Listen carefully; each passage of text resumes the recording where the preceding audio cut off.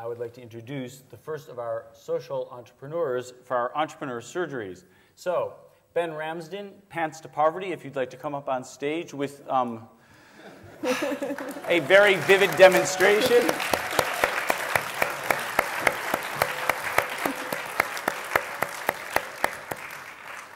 Not only does Ben come with his do you need the ticker, or are you just talking? Yes, please, yeah. In that case, it's all yours, the green one that's important. Yes, we even come with our own Pants to Poverty model. What can I say? Just to explain a little bit about our wonderful pants, demonstrating for you. Thanks, guys. Well, you don't... Liberating the power in his pants right away, that's it. So let me click on to... So Pants to Poverty, we started back in 2005 as part of Make Poverty History, but all of the ideas behind what we do and where we come from really stem from 3 years that I spent living in the global south, working, partying, and living with tribal people and all over the world, where we really see that trade basically takes 14 times aid, that 80% of the world's wealth is restricted to 10% of the world's population. And the only way that we can really do something about this is through trade. The reality is that 6 billion of us on this planet, we all wear clothes, and 1 billion people before the crunch used to wear fashion. Sorry, we're involved in producing fashion.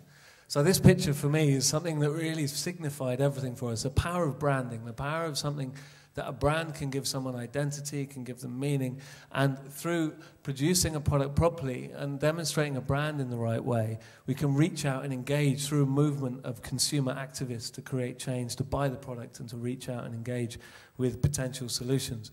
So Make Poverty History came along, and from that we launched Pants to Poverty, the underwear brand. And in 2006 we then launched with big pant flashes. We set the Guinness World Record for the most people ever gathered in just their pants, etc., etc. But something you can be proud of. Absolutely. Recently, the biggest ever pair of pants was our latest world record.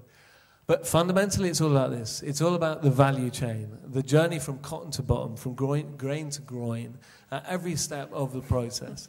We work with thousands of tribal cotton farmers in India, 2 factories where we're putting in place living wage frameworks, etc., and then linking up through distribution into the market. We sell now into 26 countries, 160 accounts. All from our offices in the UK. We've got 6 agents, we've got 2 distributors now in place. And the volumes are really starting to ramp up. The key thing, though, is about how we can distribute value through the chain and segment it through agriculture, textile manufacture, garment making, and retail. We've set up a charity to be able to help build that.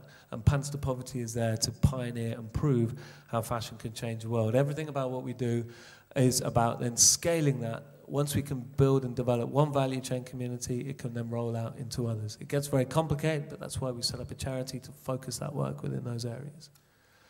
So we work with the farmers in India.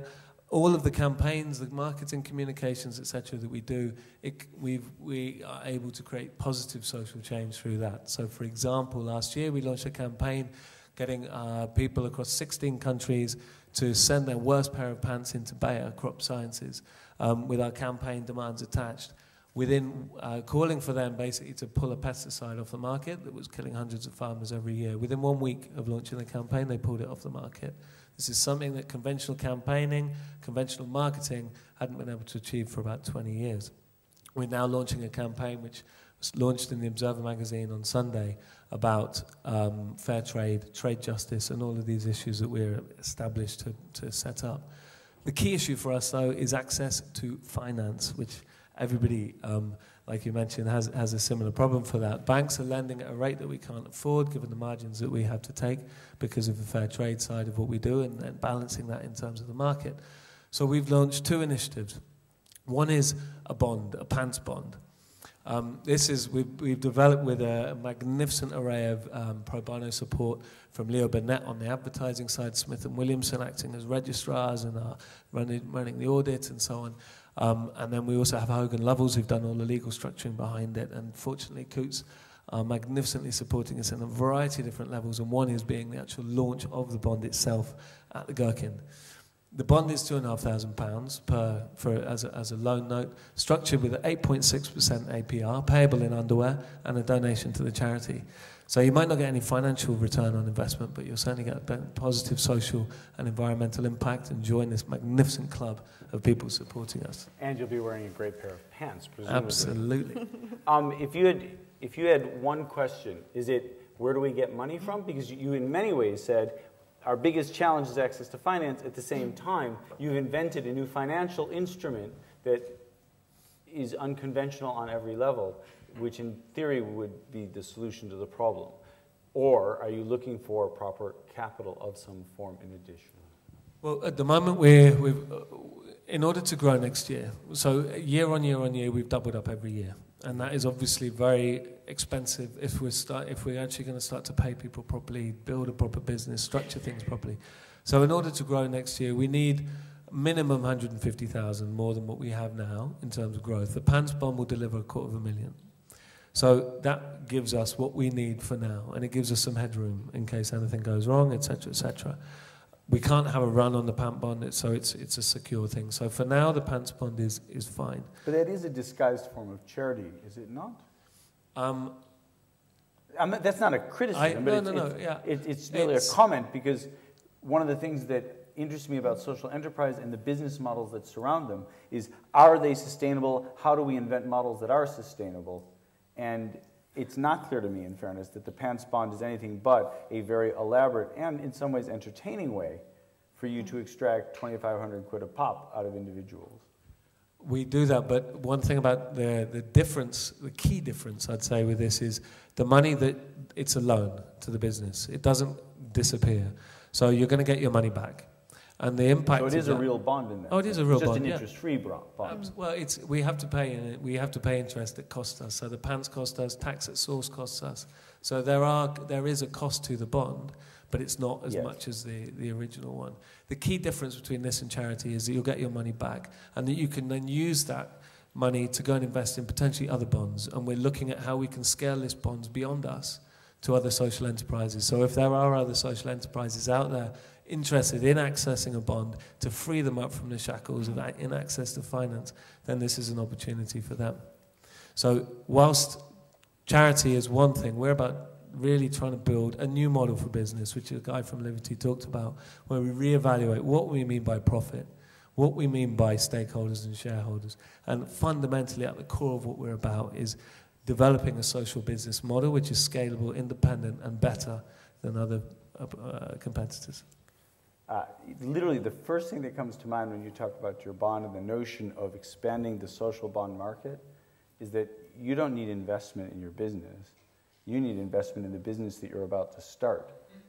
And the business you're about to start, whether you've admitted it or not to yourself or anybody else, is the meta business around your business, which is a social bond market, which is a very cool idea. Well, if you want to help with that, that's all good. But we might want to take that one offline. That's longer than the 2 seconds we have left in this conversation. Julie, what do you think? Any thoughts? I mean, I utterly applaud what you're doing. I think it's absolutely fantastic. And I love your innovative approach to raising finance. But I would really challenge your theory that there's nothing in your financial modelling that can be changed to make it completely commercially viable for usual fundraising, because I bet there is. And if it's not there now, it'll come with scale. So somewhere amongst all of your cost base, etc., there is something that will allow you to move into traditional financing zones in the future, I think. I hope so. Yeah, absolutely. I mean, we've definitely started as a social movement. We're becoming a social business. Well, we are a social business. We are now a fashion brand. We're about to enter into places like Selfridges, blah, blah, blah, blah, blah, and all across Europe as well with this whole thing. So the kind of evolution, which is a key word for us, evolution is always there, and getting control of our costs, getting control of our efficiencies, becoming properly efficient and so on is what it's all about. And this next period for us is all about growth and managing growth more sustainably, putting systems in place, getting the financial structure moving, and at the same time engaging ultimately, what we also get from this bond is a great relationship with high net worth individuals who start to engage more openly, more actively in social enterprise. And hopefully from that pool of people, we could then take other things further. Because similar to one, our parent is pi. And there is massive scalability around that.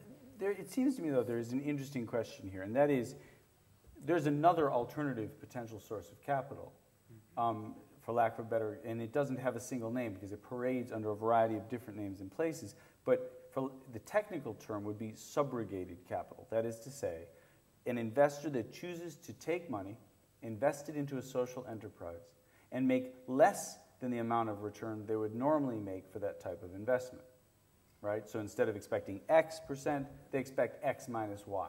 Thus, the capital is cheaper to you. But in order to do that, you would have to become a more commercial operation in the first instance to be able to provide any expectation of return, no matter how small the return and how patient the investor. But there are investors, however rare, I mean, some of them are sitting in this room tonight, and there's more in the UK than in most places, that are prepared. But what they tend to look at is they're going to ask you about the journey you're on and have you got there yet almost. In other words, are you prepared to take that capital and invest it in the business, full stop, in operational efficiency, in back-end operations, in supply chain management, in distribution efficiencies, so that you are essentially ruthless in pursuit of your social good. Because I'm very aware of the fact that you've got multiple frameworks running between the top of that P&L statement and the bottom. And thus you're trying to use funds across it to offer a better way of doing business, if you like. And I'm just wondering whether or not there's places, I mean, it's almost like you're going to have two lists.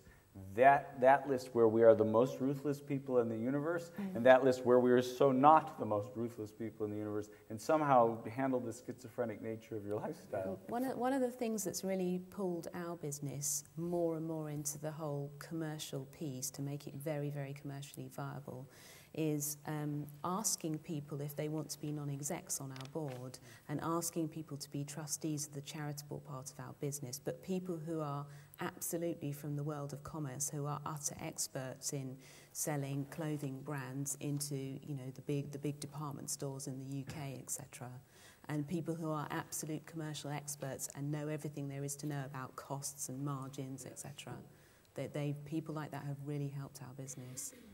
I think that's a great point, that we need to put in place that kind of governance structure beyond what we have. I mean, previous my job at Amnesty was, that's where I used to work before, there was a lot of board stuff, conflict stuff, so I've always been terrified of that. But I think now we're at the time that we need to... Never been a problem in our business. It's just been utterly helpful. Yeah, absolutely. And that kind of schizophrenic nature of what we're about as a business, I think it's spot on. Because some people look, oh, we don't have to pay them for a while, and some people, you know, and it's about finding that fine balance, I guess. But yeah, hopefully this next phase for us is going to be that growth period. Once we have the Pants Bond launch, once we have our working capital in place, rather than constantly chasing our tails, we'll hopefully be able to move on and properly run the business, drive it running forward, rather than firefighting, which in reality this year has been a lot about, I guess. Well, you're not only chasing tails, you're obviously covering them. The fact of the matter is, ladies and gentlemen, a round of applause for a fascinating social entrepreneur.